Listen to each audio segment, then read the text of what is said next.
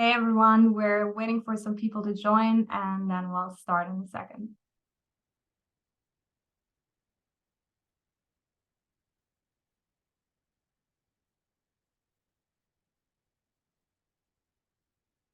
Okay, perfect. Let's start. So welcome everyone. I'm Dana from Berlin. I'm active in the Young Leadership Division of Hamas Oct. As you all know, Hamas Oct is a nonprofit organization for Israel, but it not only fundraises, it also serves educational purposes. So together with Vlad from the Young Leadership Group in Munich, we organized this event to give you a first-hand update on the current situation in Israel. And we're very honored to have two amazing speakers tonight. IDF Spokesman Arye Shalicar and Ayal Young, who survived the attacks in Kibbutz Alumim.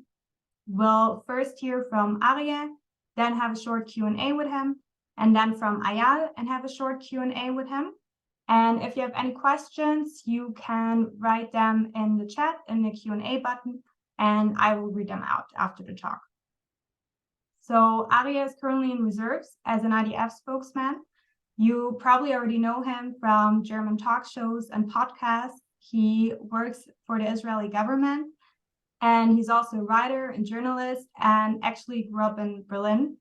And we're very grateful to have you here, that you're taking your time. Thank you so much.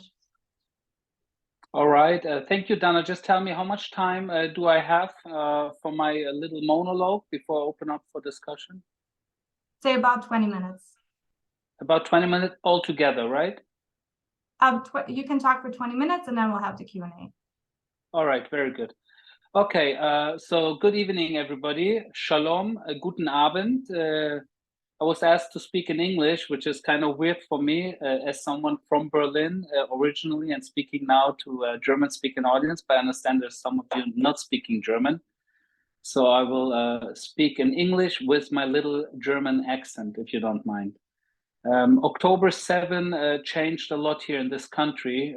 I believe that all of you, you're aware of what happened on October 7 and the size of the tragedy, which many here in Israel still don't really want to believe what kind of tragedy basically hit us on October 7. As you know, over 1,000 murdered people, over 5,000 wounded people, over around 200 right now, 239 who are still who were abducted and are still in the hands of the terrorists in the Gaza Strip or in the tunnels or wherever they are. And this is the situation we are facing since October 7. Simultaneously, as you know, rocket firing on Israel from the south, from the north. By now, in the last 5.5 weeks, about 10,000 rockets were launched from the Gaza Strip, from Lebanon, from Syria, from Yemen towards Israel. And that's a situation we haven't faced in this country before. And we had to make sure that we basically switch, change our set of mind on October 7 immediately, because we had to make sure that, first of all, we fight back terror on Israeli territory, which was going on for a couple of days because thousands of terrorists and Palestinian mob entered Israel on October 7. So we first had to regain territory. Second of all, we had to make sure that we understand what kind of situation we are in. There were everywhere dead bodies. We had to see how many people were abducted. This whole situation on the southern border was very foggy. And it took a couple of days to understand, again, the size of the tragedy. We called in around 400,000 reservists. I'm one of them in the first couple of days. And all of the reservists put on uniform right away. And there were tens of thousands of more reservists who wanted to get the call that didn't get the call. And so they're volunteering wherever they're volunteering in order to take part in this thing we are all together in. Since we all feel that what happened in the South could have happened to all of us, and we are all kind of family and friends with some of the people who were either murdered or abducted be it in one of the kibbutz, in the kibbutzim, or at the Nova Music Festival, or wherever terror took place. Then we evacuated about 250,000 in the south, and then in the north as well, Israelis to the center of Israel, many hotels, to Eilat as well. People don't live in their own homes anymore, and the problem is that we don't know when these people can go back to their own apartments. Some of their apartments are not the same like before, with RPG fire and other fire. These houses, some of the houses on the around the Gaza Strip and the kibbutzim, they were set on fire. They're destroyed. Same at the northern border. Some of the houses, some of the areas, people don't feel safe going back there. It will take some time to basically bring back people to these places, to the southern border around the Gaza Strip and the northern border, the first 1, 2, 3 kilometers south of the Lebanese border. Now, when in the first couple of days we were kind of fighting back on Israeli territory, sooner or later we went into the Gaza Strip, as you know, and we widened, we expanded our operations inside the Gaza Strip, be it through the air, water, or on the ground with different units. And we kind of, if you want to, separated the southern and the northern part of the Gaza Strip. And our main activity, our main focus is on the northern part, as you all are aware. And that's basically, I would explain it like this. It's like two highways we are driving on. One highway is the highway which we're looking at is the civilian population in the Gaza Strip. And here we try everything we can in order to make sure that people leave the battle zone, which is the northern part, first and foremost, and first and foremost Gaza City, which is which is not only the capital of the Gaza Strip, but also the main headquarters of the Hamas terror organization. So we made sure that many civilians just move away from this place. We started 3 weeks ago with pre-recorded calls, with telephone calls, with flyers, with social media, whatever we could do in Arabic in order to warn the civilians to move south to Al-Muazi, which is west between the Mediterranean and Khan Yunis. There is like a open space where people can settle down now. They have medicine there, they have food, they have water. Trucks are let in through the Rafah crossing every day. Just yesterday, about 150 trucks loaded with everything, humanitarian aid, what they need in order to survive these days. It's all not very comfortable. It's not very nice, but at least they have a space where they can, survive in this war. So that's about 1 million people who have fled the battle zone from the north to the south. They took the Salah al-Din Street, which is the north-south main highway. They walked down.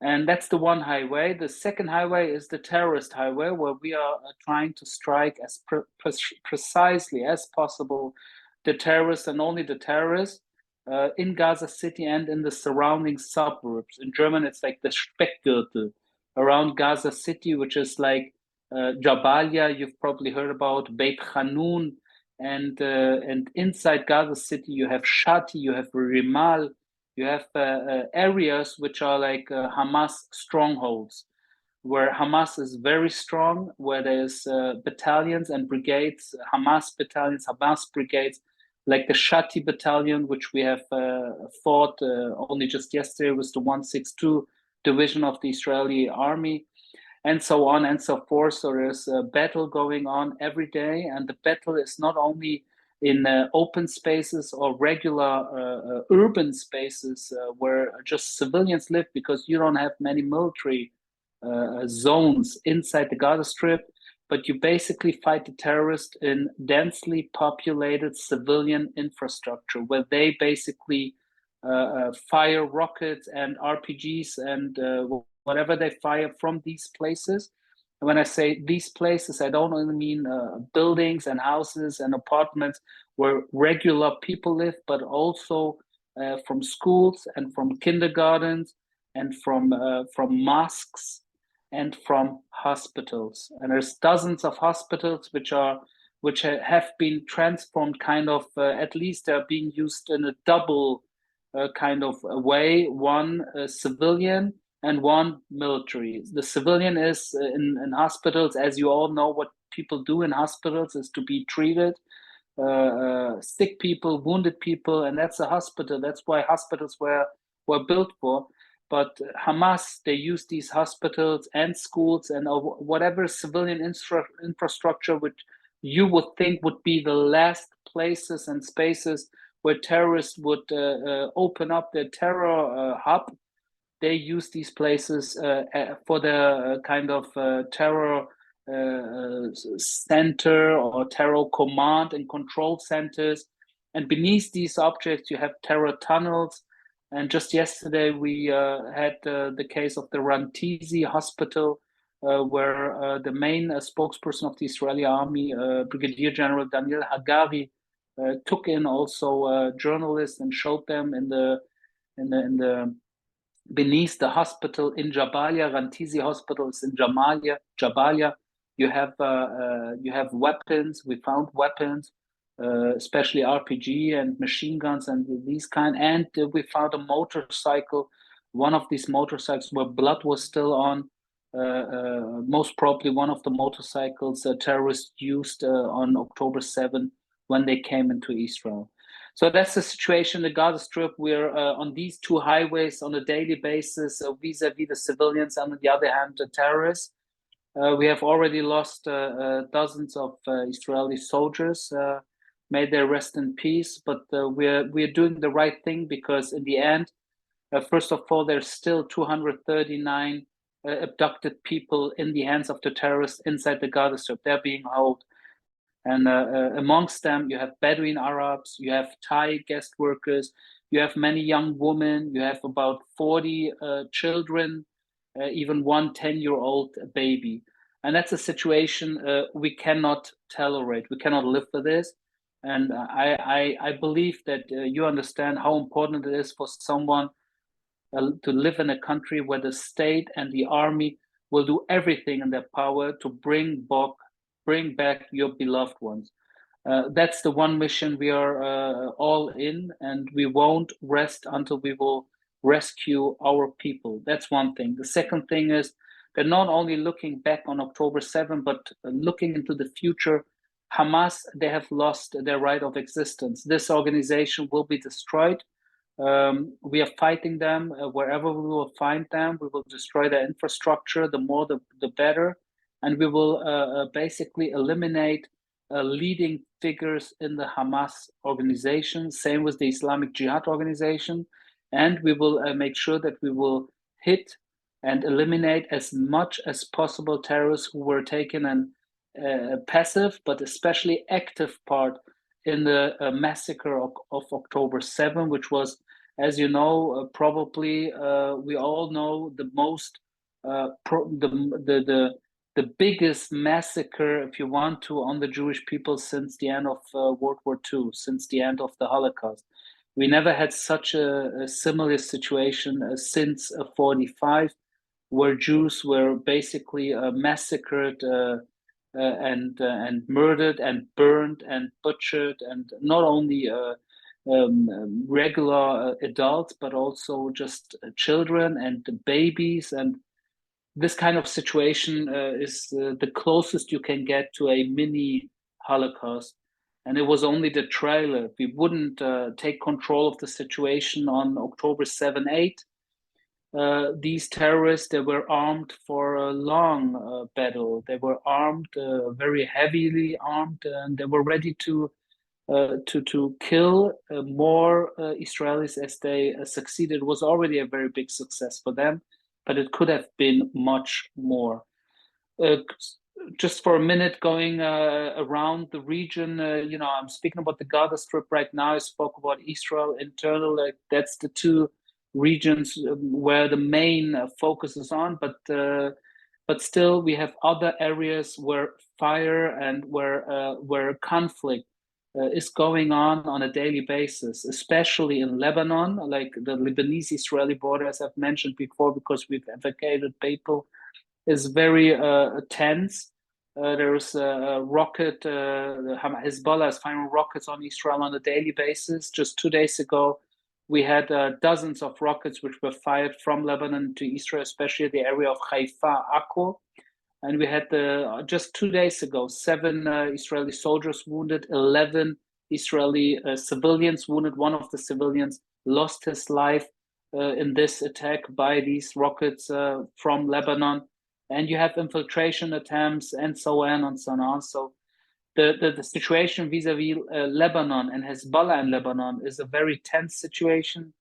It could deteriorate every minute, every day. So we have to monitor it very closely and be ready for any development. Whatever will happen, we have to get ready, and we are getting ready. Syria, Yemen, as I've mentioned, there was fires, there was rocket being fired from Syria and from Yemen.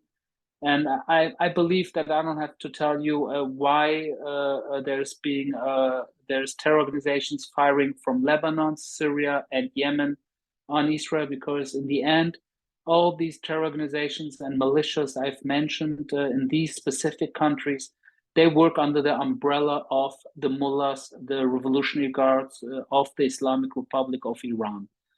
It's absolutely no secret. We are all aware of that, and Iran is behind everything what is happening here.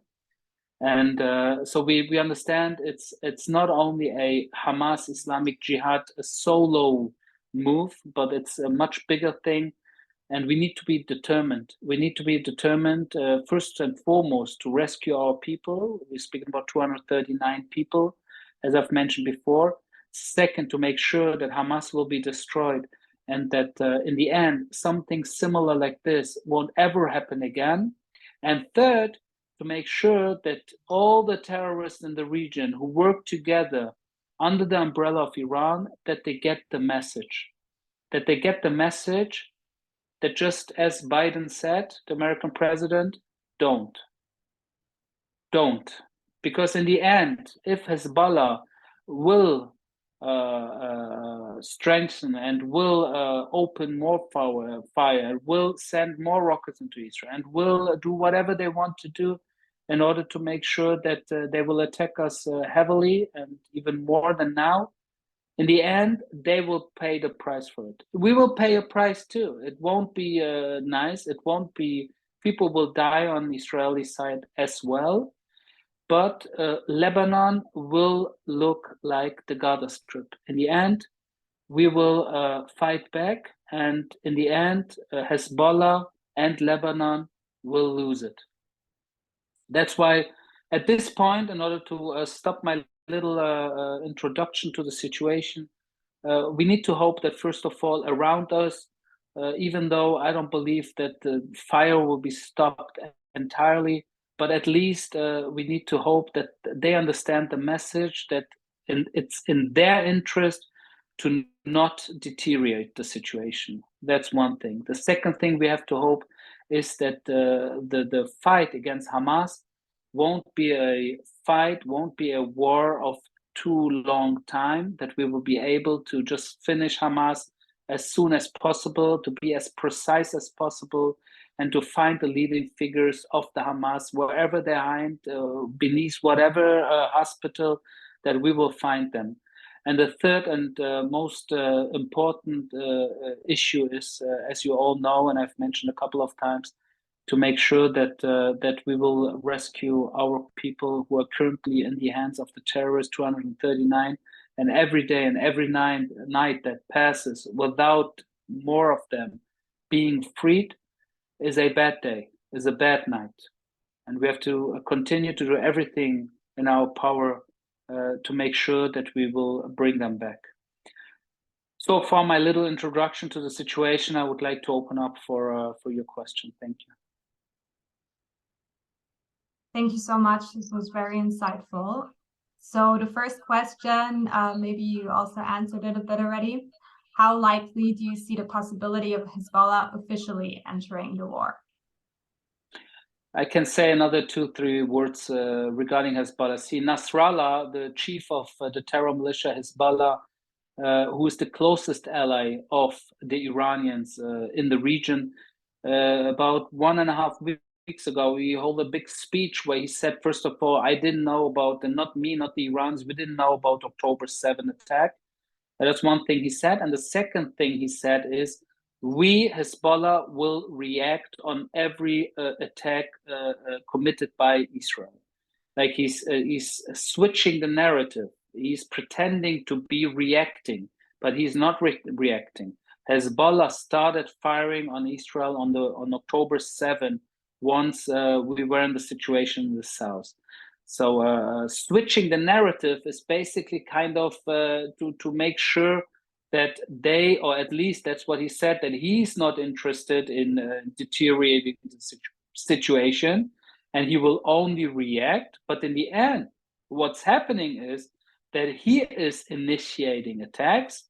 He is Hezbollah, Hezbollah is Iran, and we, Israel, IDF, we are reacting.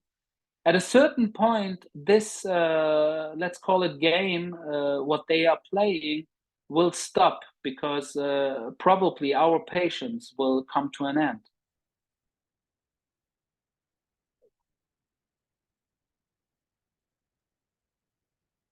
Mm-hmm. Dana? And what do you think, what is the timeline of this war? Is there any indication on how long this will take to fight Hamas? It will take as long as needed. As long as needed. We could, between us, it could take 2 days to finish Hamas. But the price we would pay would be more civilian casualties on the Palestinian side, and probably we won't rescue our own people, because we are not interested in civilian people being wounded on the Palestinian side, and the abducted Israelis to be that we by overreacting would maybe harm them. That's why we are taking this mission, this war, step by step, in a very slow manner, to be as precise as possible. And that's 3 populations we are looking at, as you understand. One, it's maybe 4 even, if you took the Israeli home front as well. It's the Israeli home front, that's the Palestinian civilians, that's the abducted Israelis, and it's the terrorists we want to eliminate. But that's 4 situations. Our soldiers on the ground and in general have to differentiate and to relate to in a certain manner. Thank you. And is there even a deal on the table to exchange hostages with prisoners in Israel? Because this is something that we get asked a lot outside of Israel. Yes, generally Hamas is committing all kind of terror, psychological warfare, whatever they say, whatever they publish, whatever video material coming out of the Gaza Strip, whatever statistics, whatever news about the hospital, like Al Ahli 3 weeks ago, where they claimed that Israel attacked the hospital, 500 dead civilians. It's all a lie. It's a big lie. It's all a psychological terror warfare. There's nothing you can trust coming out from the Gaza Strip. Whatever the title of the person speaking from the Gaza Strip might be. If it's the Palestinian, sometimes you see in the news, Palestinian Health Ministry in the Gaza Strip. That's bullshit. That's a big lie. It's a Hamas health ministry in the Gaza Strip. It's Hamas. If behind Hamas or before Hamas you have the word health, doesn't mean that it's a neutral doctor speaking to you. Same with people filming and publishing video material. There's nothing coming out from the Gaza Strip which didn't go through the eyes of the Hamas terror organization. Same with many people working in UNRWA and schools and all these places which are financed and fed by international money, especially German money. There's a lot of people who cannot speak openly, and not only that they cannot speak openly, there's many of them, as you know, and as you can imagine, living under this dictatorship, where many of these Hamas and Islamic Jihad terrorists are your family members in the end, first or second or third circle. You feel some sort of solidarity with them. For many people in the Gaza Strip, Hamas and Islamic Jihad, they are their heroes. They are their heroes. You have to understand, and that's why it's very problematic to basically also make sure that all the other civilians who are still, after 3 weeks, we have asked civilians to move south. There's still tens of thousands of civilians around the Shifa hospital, which is one of the central terror hubs of Hamas. Still tens of thousands in the area. Why? There's a humanitarian corridor. They could save their lives. Why are they still there after 3 weeks? They're not being held as hostages by Hamas. Probably they're in solidarity with Hamas. That's what it looks like to me, at least. And is there already a plan after Hamas was defeated with the Gaza Strip? Whatever happens after Hamas will be defeated is not a mission of the Israeli military. It's something the state of Israel, in cooperation with Egypt, probably other moderate Arab countries, the United States, United Nations, you call it, whoever is partner in, let's call it conflict resolution, should work together. Just like right now we are working together, Israel, Egypt, United States, and United Nations, to make sure that there's a mechanism to let in trucks loaded with humanitarian aid every day. And these trucks, they don't enter the Gaza Strip before Israel checks what's in the trucks, in order to make sure that nothing will reach the terrorists, which could be of use to them. And that's why there's a mechanism which we have already worked out in regarding the trucks with the humanitarian aid, and something similar like this on a bigger scale would probably take place once Hamas is finished and destroyed in the Gaza Strip, in order to make sure that the day after Hamas will be a better day. Thank you. And maybe as a last question, since you're talking in a lot of talk shows and in the media in Germany, and also a lot of us get confronted with things like genocide, revenge.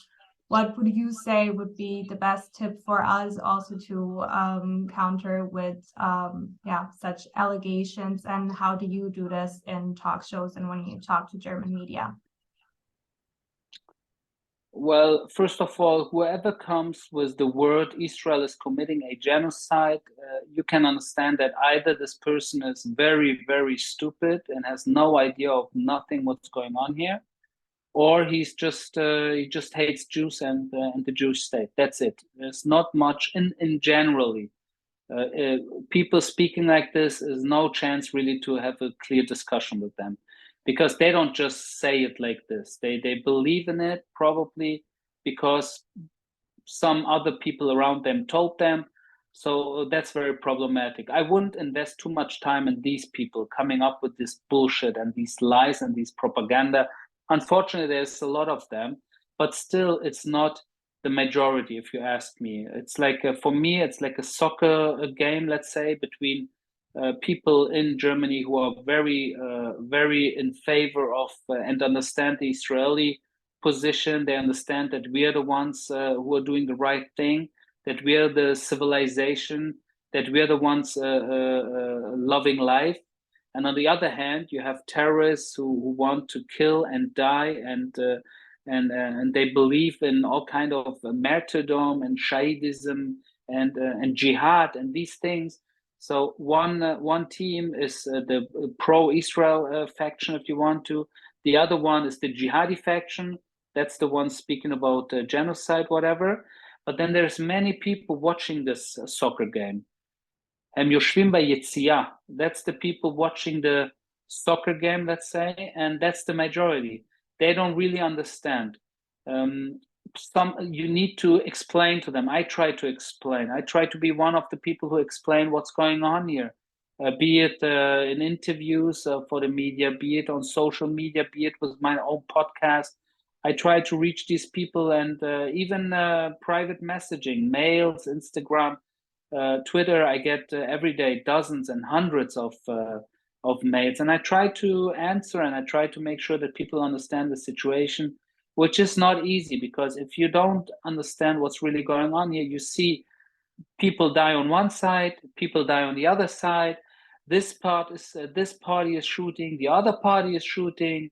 It looks like A is like B and B is like A. So in the end, there's many Germans who are very pacifistic because of the German past, to just say, just stop the fire, just stop the fire. And you need to explain, we haven't asked for war. We were not the ones attacking them while they were sleeping and on the Jewish or Muslim holidays. We do not enter a music festival in the Gaza Strip and just butchered innocent people and raped girls and murdered babies and burned babies and abducted just 240 people just like this. That's not us. We are defending ourselves against these people. We are defending ourselves. It's our right, it's our obligation. That's what we do. If you explain it, if you basically make sure that people understand the timeline even of this current conflict, people in the end understand, and they even understand regarding the facts on the ground, which situation the Palestinian leadership in the Gaza Strip put their own people in, while they shoot from hospitals and mosques and schools. And there's more and more proof coming out of these. As the people who really try to understand, there's enough stuff in the internet, in the media as well, in the general media, in the press, in the German press, and the serious press, who are speaking about all these things. So whoever wants to understand can understand. Thank you so much, Arye, for taking your time during your service. This was really insightful. Thank you so much. Thank you. All the best. Thanks. And now we have the honor of speaking to Eyal. He's part of the security squad in Kibbutz Alumim. He was there on October 7 and fought against terrorists. As you can still see, he was injured and is in rehab currently. Thank you so much, Eyal, for joining us. Hi, good evening. So I'll tell my story. As Dana said, I'm from Kibbutz Alumim, born and raised over there. The kibbutz is about 3.5 kilometers from the Gaza Strip, and we're used to being under fire for the last about 20 years. But that Saturday was different. We woke up at about 6:30, like almost more than half of the country, from big attack, about 20 minutes of rockets non-stop. We ran to the safe room that we have in the house. We took the girl. I have 4 kids, two boys and 2 girls. My wife and I just grabbed the girls from their room, took them to the safe room where the boys are asleep, and we waited there for this attack to end. At about 10 to 7, I told my wife that I have to go to the toilet. So I went out and I took my phone on the way. And although it's on Saturday and I'm religious and we don't use our phones or anything like that on Saturday, I had the urge to check if everything is okay with my WhatsApp group, with a security group that I'm in, the immediate response. I opened the phone and I saw 2 messages that 2 guys from us asking if anyone is hearing shooting close to the houses. One said that he can hear, one said it's maybe a battle on the fence of Gaza, and so I didn't know exactly what was going, so I put my phone on the side for a few more minutes. We started to arrange the kids in the safe room, and at about 10-15 minutes later, I looked at my phone again, and I saw many messages where friends says that terrorists are inside the kibbutz, shooting with motorcycles.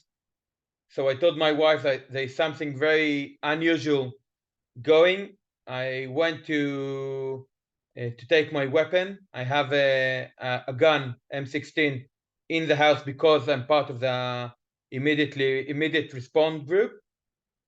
Took my gear and told her to lock everything after me, and I went out. I met with some guys, and then we went towards the cowshed where we knew that the terrorists were. We got there, it was silent, we didn't see anyone, and we saw many shooting at the cowshed where they milk the cows, and we started to call all the Thai and Nepalese workers that we have in the kibbutz that live just there to check that everything is okay with them.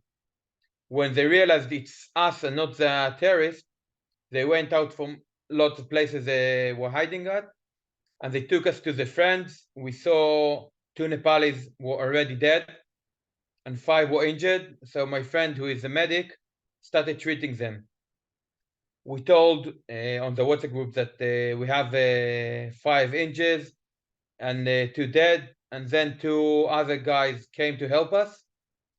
One of them was also a medic, so 2 medics were trying to help all the injured guys. And we took everyone to the big safe room that they have over there, and told them to stay inside, and we're there now.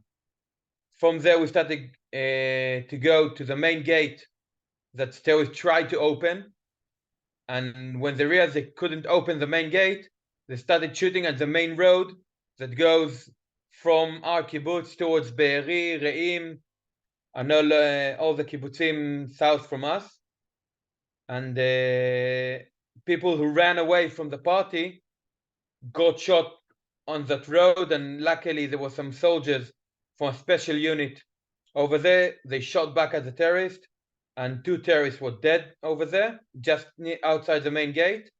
And then the other 6 ran away on the bikes back to Gaza. At that point, it was a bit quiet, and so we went to the control room that we have in the kibbutz. We took radios so we can connect and hear each other better than using our phones. And the commander of the response group told us he divided us to couples, and every 2 guys had mission to go from several houses to check that everything is okay. That was about 8:30, and at about 9:15 we got a call from one of my neighbors who sat outside his on his perch outside his house, and he looked towards the west area of the kibbutz, and he saw about 20 or 30 terrorists coming towards the kibbutz. My friend, who is a medic who treated the Nepalis, saw the terrorists coming towards the kibbutz, and he started running towards them to change their direction, not towards the houses, but towards him, so they won't go into the houses of the kibbutz. He is my neighbor, and our house is the closest house to the fence and where all the battle with the terrorists was. And just outside his house, he got shot or got injured from either shooting or grenades were thrown towards him, and he got injured with both of his hands and arm. He told us he got injured with his radio, and then me and the other guy came to help him. we started shooting towards the terrorists we saw. We saw about 2 or 3 terrorists just outside the fence. It was about just under 200 meters from us. And we started shooting towards them, so they will lower their heads or go back a bit so we can take our friend to take care of him. Then the guy who came with me to help the injured called the nurse of the kibbutz that lives just behind us. He told her that he's bringing one of the guys. He's injured with both of his hands. And then when I was looking there, he took him to the nurse. I was looking towards the fence, and I saw these 20 guys, terrorists, running towards the kibbutz. When he came back, I told him that what I saw. So we decided to go to a better place that we can see them better when they come into the kibbutz. We went just outside my house, and then we went through big bushes that we could hide behind them. And just when we were open to all of this area, we saw one terrorist saw us, and he started shooting at us. He shot my friend in his leg. Luckily, it was a very clean injury. I got shot, not directly from the gun, but I got hit here in my cheek. It got under my ear and stayed there. And then I shot back at the terrorist and I killed him. Few seconds afterwards, I felt a very big pain in my back. I couldn't stand. I fell on the ground, and I said on the radio that I got injured where I was, that I killed a terrorist, and that I was spitting blood. And just after I got shot, my friend who got shot in his leg killed the other terrorist who shot me. Then he ran to find 2 other guys from our security group. He told them to come to be with me, to help me. Sorry. And he went to another place, so we'll have a better angle to shoot the terrorist who came into the kibbutz.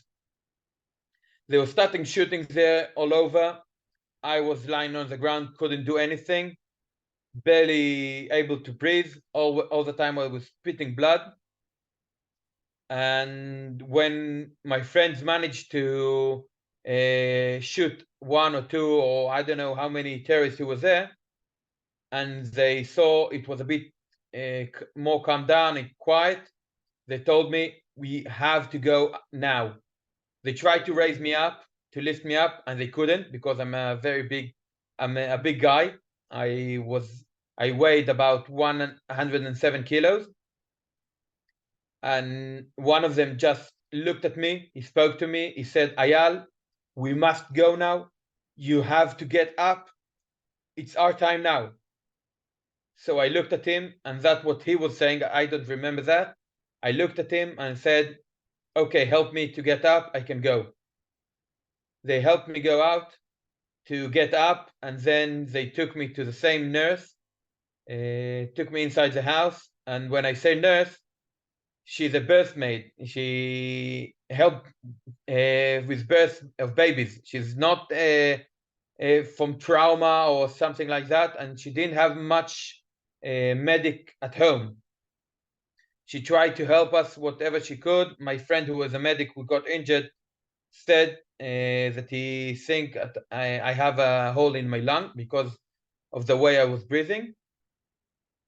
And then some other guy from the kibbutz just heard that, and he brought oxygen for me. But after a few more minutes, they saw, and there was another medic at the house with an ambulance driver, and they saw I was in a very bad situation, and he told them, we must take him away now. We must evacuate him now.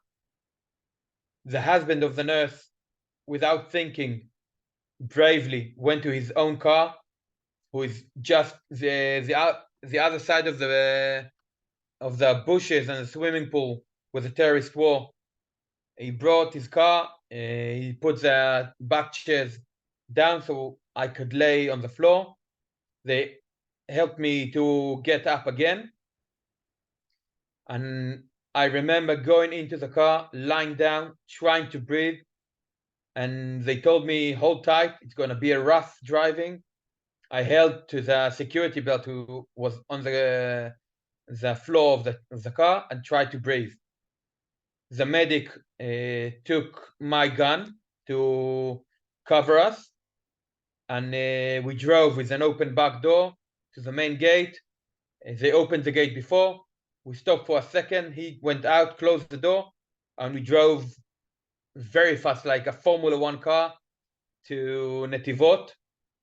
During that drive, the terrorists on the road tried to shoot us, and luckily they didn't hurt us or the driver. Maybe the car was hurt a bit. But the more dangerous thing on the road was the police stop. The police also had stops on the road, and they saw a car driving fast towards them. They almost shot us. I think there was 2 stops like that between my kibbutz and Netivot. And the driver just flashed with his lights or waved with his hands. He said, I have injuries in my car, let me go. And they let him go to until we went to we met the ambulance. We went into the ambulance. I remember going into the ambulance. I don't remember the road, the driving from Netivot to Be'er Sheva to the hospital, but by what they told me, I was unconscious. I lost my conscious only when we arrived to the hospital. When we arrived there, I lost my conscious. They took me to the trauma room, and then from there, after a few minutes, when they realized what my situation was, to the surgery. And then they saved my life. They opened my chest, and I got injured in my scapula, the back of the shoulder, 6 ribs, and a hole in my lung. And that was my situation there. And they also told me that during the surgery, I almost lost my life over there, but they fought to save me, and luckily I'm here now.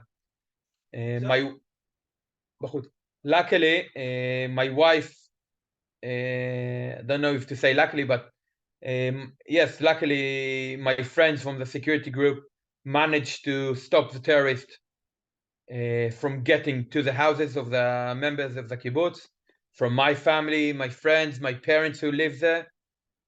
And we were about 12 against more than 30, maybe 40. I don't know how many there were, but we were few against many. They had better weapons, much more ammunitions.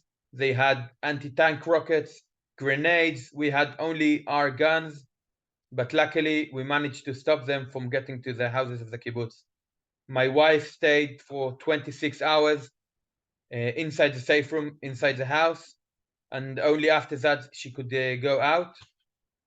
I got injured at about 9:30, 9:45, and I got only 1.5 hours at about 11:15 to the hospital, and my wife knew about my injury only at about 1 o'clock.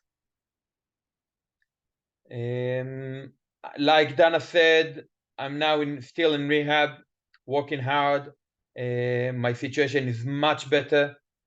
My shoulder is in much better place now. I can move my hand. I can do almost everything. It's a bit pain, but I can do almost everything, and I still have a way to go, but I'm in a very different place and situations than I was about a month ago. Thank you so much for your story. There's no words after hearing your story. And it's truly a miracle that you're still with us today. So the first question is, first and foremost, it's heartbreaking to hear your story. Thank you for your bravery. What goes through your mind in this moment, knowing also that your family is in danger too?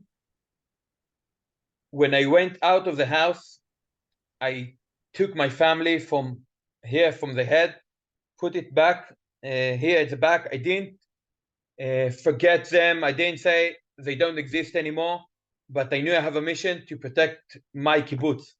It's my family, my friends, my neighbors, my parents, all of them. That's what I volunteered to do. That's what I was trained to do. And I knew this is my mission now. I know my family is in danger, but still I need to go out to protect them and to protect all the other members of the kibbutz. I didn't have time to think, am I afraid? Is my family okay? I didn't have time to think about that because I knew I have a mission and I need to protect my friends, my family, and the kibbutz. And are you planning to go back soon to the kibbutz, or would you like to? I would very like to go back. I left the kibbutz when I was injured. I haven't got back yet. My parents went there yesterday and 2 weeks ago. I would really like to go back to see everything, to go back to my house, to take some stuff. My family and all the kibbutz are now in hotels in Netanya. It's not home. We try to do the best and to make it more convenient, but it's not home. We feel a bit like refugees because we don't have our home. We cannot go and stay at our home. Even when you go back to the kibbutz, we have about 2 or 3 hours to be there, and then we need to go back. I didn't say when I told my story that unfortunately we did lose some people inside the kibbutz. It was our foreign workers from Thailand and Nepal. The terrorists came when they came back later after the 6 in the morning, went back, left the kibbutz, and when they came back about 30, 40, I don't know how many, they went to the foreign workers, they slaughtered them, they killed about 19, they hijacked, they kidnapped 4 of them, and 5 other were still injured afterwards. So unfortunately, they paid the price, but we knew that if we'll go also over there, we won't have the very strong line of defense for the whole of the rest of the kibbutz, because they were just near the back gate where the terrorists came from, and we had a mission to defend the kibbutz, and unfortunately on that specific mission we failed, but on the big mission we succeed. So we did save the kibbutz until about 12 o'clock. The first units from the army came, and then at about 3 or 4 a very big unit from the IDF came, and then we could say that the kibbutz is a safe place again.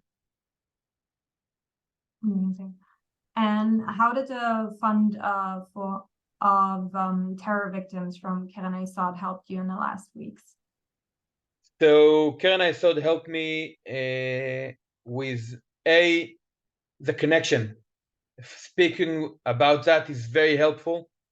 Telling my story for me is very helpful, and if I can help or someone takes a positive view, or I don't know, I can help someone who can hear my story, that's a very big benefit that I can feel.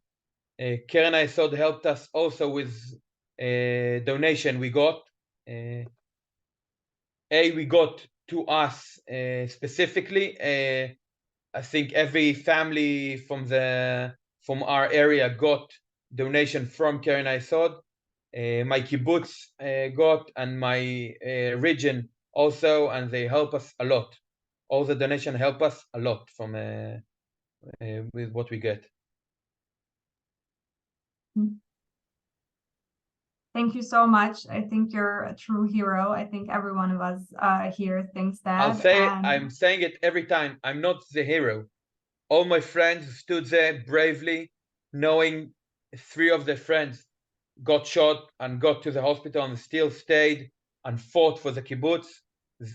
All of them, I'm among them, but the whole, all of my friends are a hero, and also the people who stayed inside, the safe room and didn't go out to look for adventures.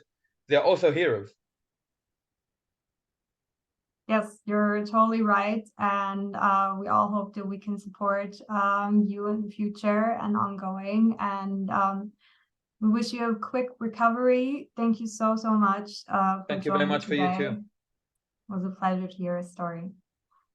So now I'm just going to give a quick word to Rafi, who's the delegate of Keren Yesod in Israel, and then we'll close up the meeting. So from my side already, thank you so much for joining, and now I'll give the word to Rafi. Thank you, Dana. Wow, Ayal, after this testimony, I really don't have to say such more. Ayal, I don't know if you hear me, but you're really a Gibor Israel, you and your friends, that you rescued so many families and you families. So thank you so much also for protecting us, but also for sharing the story. I think it's very, very important. Toda rabba. You're welcome. I'll add the last thing. As I said at the beginning of my story, my house is the closest house to the fight zone. So I got injured, me and my friend got injured about 60 meters from the front door. My wife could hear all the shooting.